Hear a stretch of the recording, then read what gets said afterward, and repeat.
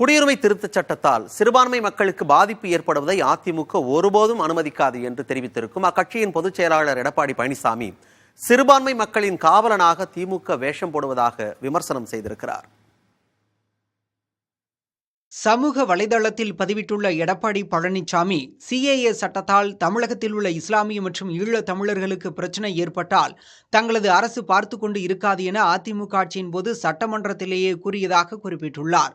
மதவாத நாடக எதிர்ப்பை அரசியல் மூலதனமாக்கி ஆட்சியில் இருக்கும்போது பாஜகவுடன் கூட்டு, ஆட்சியில் இல்லாதபோது எதிர்ப்பு என்றும் சிறுபான்மையினருக்கு திமுக துரோகம் செய்து வருவதாக குற்றம் சாட்டியுள்ளார். கோவை கலவரத்தை கைகாட்டி வேடிக்கை பார்த்து இஸ்லாமியர்களின் முதுகில் குத்திய திமுக அரசுக்கு தங்களை நோக்கி கை நீட்ட எந்த அருகதையும் இல்லை என எடப்பாடி பழனிசாமி விமர்சித்துள்ளார்.